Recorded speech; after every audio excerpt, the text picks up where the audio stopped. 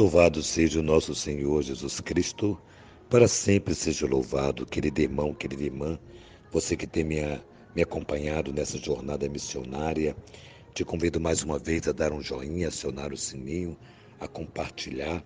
Fazendo sempre isso, o YouTube reconhece a legitimidade desta bela e encantadora missão e enviará para mais e mais pessoas. Na quinta semana da Quaresma, o Senhor esteja convosco, Ele está no meio de nós. Proclamação do Evangelho de Jesus Cristo, segundo São João. Glória a vós, Senhor. Naquele tempo, Jesus foi para o Monte das Oliveiras. De madrugada, voltou de novo ao templo. Todo o povo se reuniu em volta dele. Sentou-se e começou a ensiná-los. Entretanto, os mestres da lei e os fariseus trouxeram uma mulher surpreendida em adultério. Levando-a e colocando-a no meio deles, disseram a Jesus: Mestre, esta mulher foi surpreendida em flagrante adultério. Moisés, na lei, manda apedrejar tais mulheres. Que dizes tu? Perguntaram isso para experimentar Jesus e para terem motivos de o acusá-lo.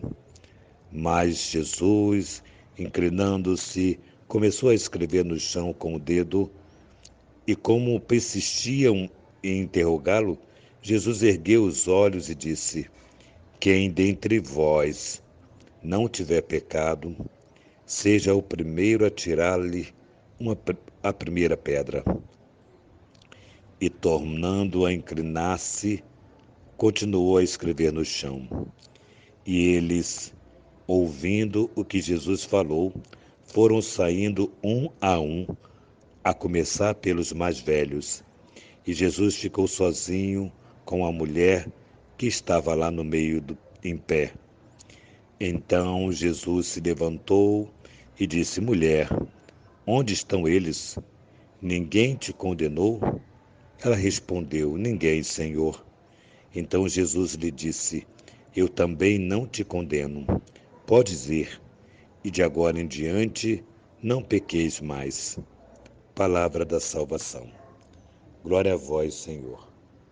Amados filhos, interessante o texto de hoje, né? Nós estamos vivendo um tempo muito difícil mesmo, onde as pessoas estão com muita facilidade de jogar pedras, de colocar uma pessoa no meio, ridicularizando-a, jogando pedras nas pessoas. É, a, a, talvez a força, a graça de se colocar-se no lugar de alguém, no lugar do outro, talvez nós estamos ou estejamos perdendo essa dimensão de se colocar mesmo no lugar de alguém que está sendo massacrado, pisoteado, humilhado. Foi pego em flagrante adultério essa mulher. Ou seja, os fariseus não estavam mentindo. Foi um fato. Aquela mulher, de fato, estava em situação de pecado, mas ela foi colocada, foi exposto. E aí imagina, se o teu pecado fosse colocado, exposto dessa maneira que os fariseus estavam colocando. Ninguém gostaria, porque o pecado, amados filhos, não é nada que nos orgulha.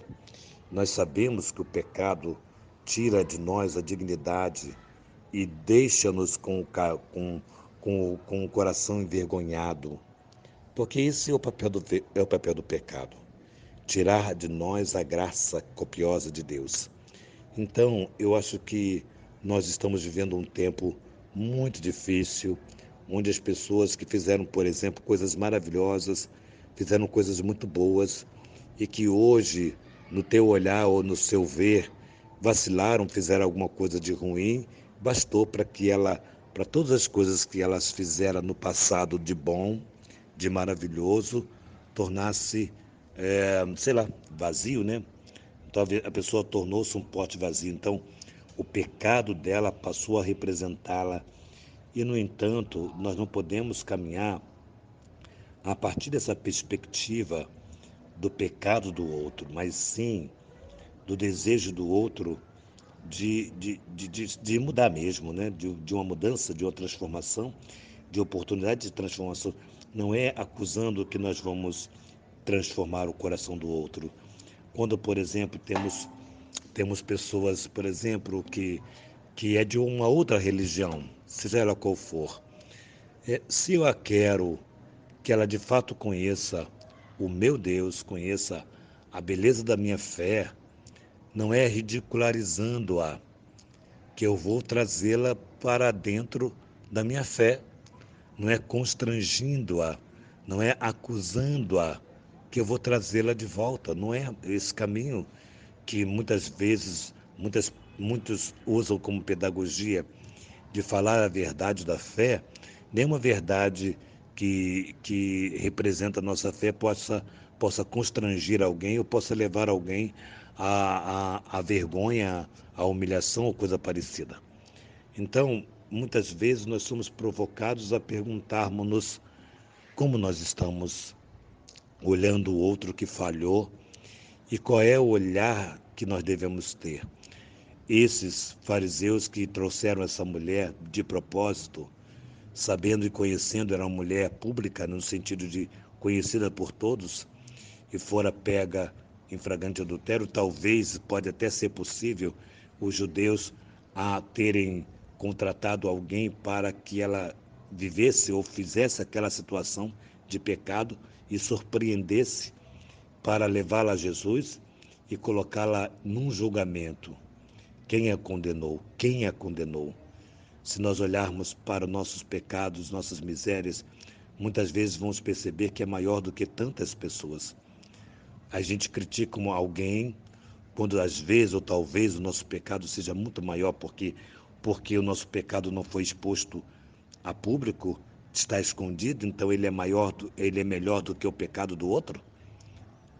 E aqui não vem o caso de ser melhor ou pior, mas o teu pecado, o meu pecado, não pode, eu não posso, por exemplo, talvez essa seja a palavra, eu não posso justificar o meu pecado com o pecado do outro. Eu posso dizer assim, então eu estou dizendo assim, está vendo o que ele fez, está vendo o que ela faz, porque foi exposto, e quanto o meu pecado, talvez eu tenha feito coisas piores do que ela, mas o meu pecado está escondido, então eu coloco ela em evidência para continuar escondido.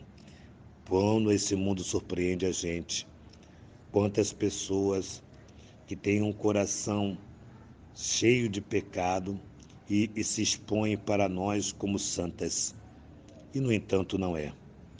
Porém, veja bem, o problema não é ela ser uma pecadora, também é problema, é caro, mas o problema maior é ela não ser misericordiosa com quem é pecador, com quem está vivendo uma situação difícil.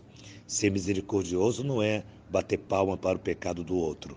Ser misericordioso é acolher a ponto do outro abandonar a situação de pecado. Então, nós somos hoje provocados por essa palavra para nos colocarmos no lugar de alguém que está sendo condenado, que está sendo massacrado, que está sendo julgado. Não sei, alguém da sua paróquia, alguém da sua casa, algum sacerdote, alguma pessoa que está sendo massacrada diante daquilo que ficou público. Então, vamos olhar, sim, com um olhar de misericórdia e de compaixão. Jesus escrevia no chão, não olhou para ninguém, olhou só uma única vez para dizer quem não tem pecado, que atire a primeira pedra, e voltou a escrever no chão. O que Jesus escrevia ali no chão? O que Jesus escrevia? Que a alma daqueles que estavam com pedras na mão leu. A alma daqueles que estavam com pedra na mão leu. E Jesus, naquele escrito, escrevia o pecado de cada um deles e eles leram os pecados deles. Então, eles relembraram que eles também estavam em situação de flagrante adultério de pecado.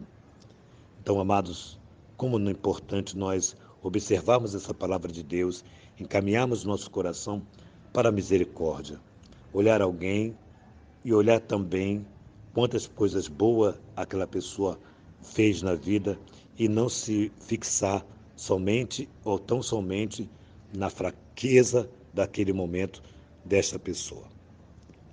Que nossa patrona Santa Faustina nos enriqueça com o diário, que a Santíssima Virgem Maria, Rainha do Clero, nos dê a graça de termos a casa para cuidarmos de sacerdotes, que São José, esposo de Maria, interceda por nós, para que, cheios de amor a Deus, ao seu Filho Jesus Cristo, possamos fazer o bem e reescrevermos a nossa história e a história do outro com a misericórdia do Senhor.